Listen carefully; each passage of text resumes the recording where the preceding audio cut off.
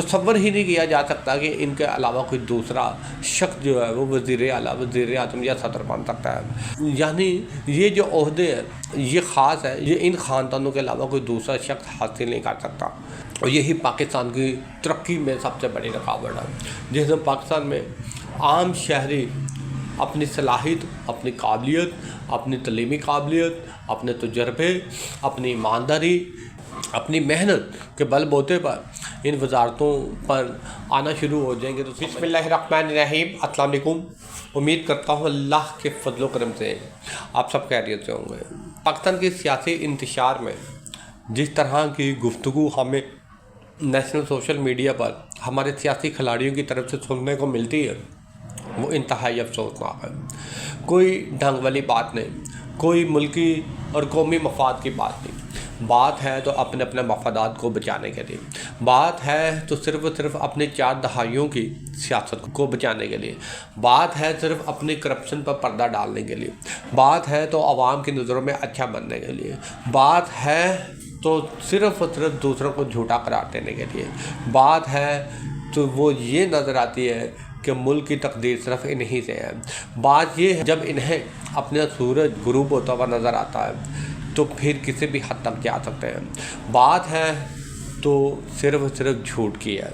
ये सारी बातें मैं इस वजह से कर रहा हूँ कि अपनी नाअहलियत पर पर्दा डालने के लिए हर वो चीज़, हर वो इल्ज़ाम अपने हरीफ सियासी पार्टी पर लगाने के लिए हमारे जो हुक्मरान हैं वो ऐसे लफ्ज़ों का सहारा लेते हैं कि आवाम को तो साफ समझ आ रही होती है, लेकिन इनके मुंह पर शर्म नाम की कोई चीज़ हमें नज़र नहीं आती। जब KPK के वज़ीर आला सुहेल अफरीदी नामज़द किए गए तो अजीब व गरीब किस्म का फ़लसफ़ा जो है वो सुनने को मिला। अब ये लड़का KPK का वज़ीर आला बनेगा, अब ये बकरियां चराने वाला वज़ीर आला बनेगा।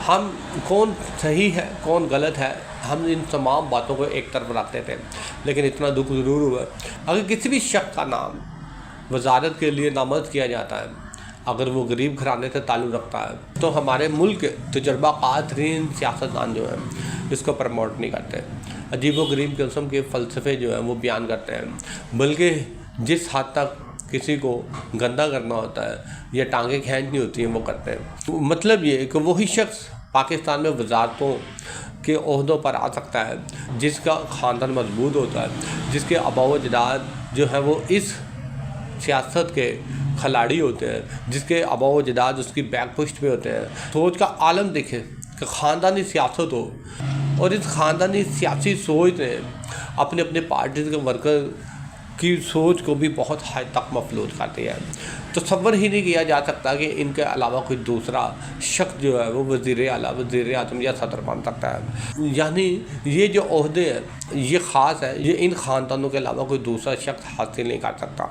और यही पाकिस्तान की तरक्की में सबसे बड़ी रुकावट है। जिसमें पाकिस्तान में आम शहरी अपनी सलाहियत, अपनी काबिलियत, अपनी तलीमी काबिलियत, अपने तजर्बे, अपनी ईमानदारी, अपनी मेहनत के बलबूते पर इन वजारतों पर आना शुरू हो जाएंगे तो समझ लें पाकिस्तान तरक्की करना शुरू हो गया है।